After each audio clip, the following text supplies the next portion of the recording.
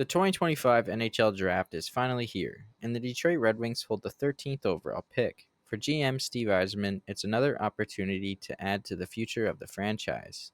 Since 2019, Steve Yzerman has built one of the deepest prospect pools in the league, headlined like names like Nate Danielson, Sebastian Cossa, Axel Sandin Pellikka, and Trey Augustine.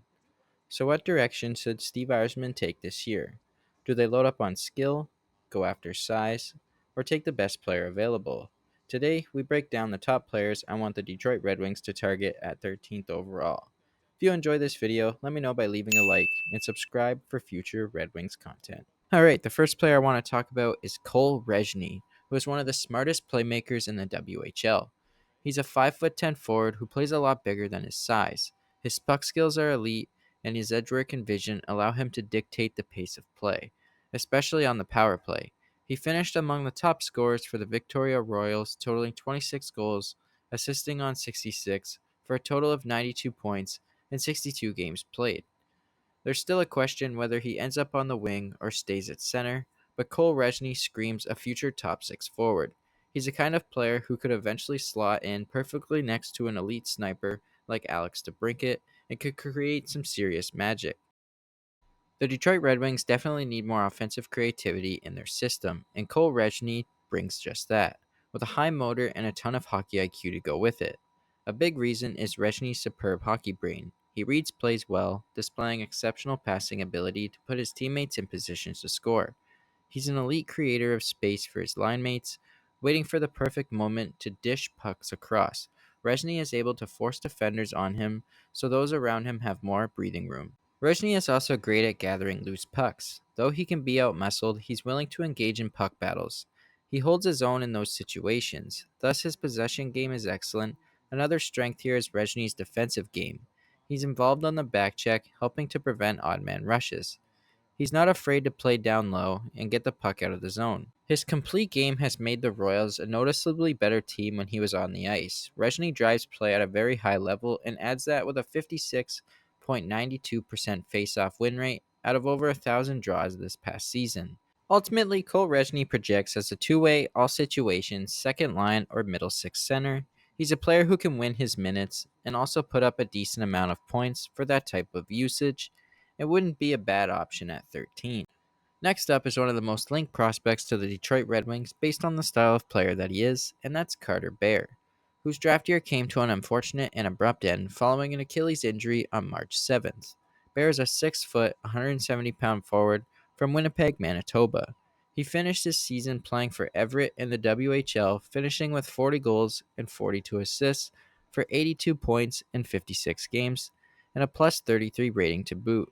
It's worth noting that Bear was on somewhat of a cold streak before his injury, scoring just 6 points and putting up a -6 rating in his final 11 contests. But he was scoring at a 1.69 point per game clip prior to that stretch, and the 1.46 point per game he had finished with is still a very strong result for draft eligible WHL forwards. Looking at the 2024 draft class, that's better than Caden Lindstrom and Tidja Ginla, who are both top 6 picks. So Bear's scoring pace was actually quite good. And although it was scary, the Achilles injury wasn't as serious as originally talked about, as Carter Bear is already back to skating and working out. At 13th overall, the Red Wings will have options. But if Steve Yzerman wants to build a team that can hang with the big boys come playoff time, Carter Bear might be the safest and smartest swing available. He might not be the flashiest pick, but he might just be the most effective one. He smothers opponents to close gaps and gain the inside edge in puck battles along the boards, or even down low. He never quits or gives up on plays, and he's always coming out with the puck and driving hard to the middle. He has good speed, but his edges and pivots need work. Carter Bear has the upside of becoming a hard-working, gritty top 6 player. He'll need some work to get there, but he totally has the potential to make it happen. His high-end production alone is evidence that he could have a promising future in the NHL. Next up, I want to talk about one of the most physical defensemen in the Ontario Hockey League, Kashawn Aitcheson, who has no problem throwing his weight around when given the chance. After last season saw him rack up over 120 penalty minutes due to his physical game being a bit erratic, he has honed his game to the point where he has learned when and where to use his body, and not end up in the penalty box as much. That has been one of the most significant developments and improvements to Aitcheson's game. But his offensive game has also taken a massive jump this past season. Armed with a dangerous shot, he has become more involved in the offensive zone. He possesses a strong wrist shot, a strong snap shot, and an even stronger slap shot from the point. Kashawn Aitcheson is exactly the kind of player Steve Yzerman likes on the back end, an old school style defenseman that Red Wing fans would fall in love with. He's mobile, responsible, and hard to play against. He might not put up huge numbers in the NHL level, but he's the type of defenseman that you'll win with in the playoffs. And if available at 13, Aitchison could solidify the future left side behind Simon Edvinsson. His offensive game begins with his ability to lead rushes from the defensive zone. He has a strong vision and hockey IQ when the puck is on his stick. He has shown numerous times this season that he has no problem being the player who takes the puck end to end to make a play. When set up in the offensive zone, he constantly looks to activate from the point to make a play. This has shined through big time on the power play, as he led the team in both power play goals and assists, finishing the year with a total of 26 goals and 33 assists for a total of 59 points in 64 games. One of the biggest downsides to his offensive game is that he sometimes tries to do too much with the puck on his stick, leading to turnovers and rushes for his opponents. Defensively, Aitchison physically has continued to be what stands out the most. He has also improved at learning when and how to use it appropriately. His stick work defensively stands out, shutting down rushes and taking away lanes for opponents. He still takes himself out of the play, whether penalty wise or out of position, at times when trying to make a hit. He'll need to continue to work on decision making in that aspect of his game. Overall, Aitchison's defensive game has helped him turn into one of the stronger two-way defensemen in the OHL. But being able to keep himself activated and engaged in an area where he'll need to improve, as there have been times he finds himself flat-footed and unable to catch the opponent. Aitchison's all-around game, led by his physicality, should translate well to the NHL. Will he put up numbers that he had this season? Probably not, but he has the skill set to be strong enough second or third pairing defenseman who can play on the power play and penalty kill if given the opportunity. And finally, the last player I want to talk about is Victor Eklund, who is a right shot left winger standing at 5'11", weighing around 170 pounds. Last season, Eklund shined, putting up 31 points in 42 games with 19 goals and 12 assists, which is pretty impressive for a draft eligible player playing in a men's league. He's currently ranked 9th by elite prospects and 2nd among European skaters by NHL Central Scouting, so there's a real chance he goes inside the top 10. But if he does fall to 13th, Detroit should pounce on the pick. Eklund plays with a relentless motor. He's the type of player who just doesn't quit. Scouts rave about his compete level, describing him as a tenacious forechecker who wins battles, finishes his hits, and plays with controlled aggression.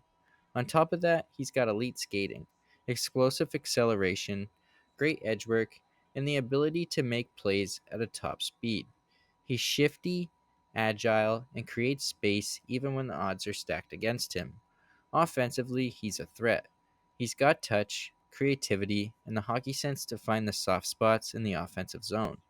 Whether it's threading a pass through traffic or cutting into the slot for a quick release, Eklund brings playmaking and goal scoring upside. Now, no player is perfect, and for Eklund, the biggest concern is his size and strength. At under 170 pounds, he'll need to bulk up to handle the NHL physicality, but that's normal for an NHL 18-year-old prospect. Another area for growth is his decision making with the puck. Occasionally, he tries to force plays or overhandle it in tight areas, but given his high hockey IQ and work ethic, these are issues that can be refined with time and development. So why should the Red Wings take Victor Eklund at 13th overall if he's available? Well, for starters, Detroit could use a high-energy forward with two-way responsibility and scoring upside.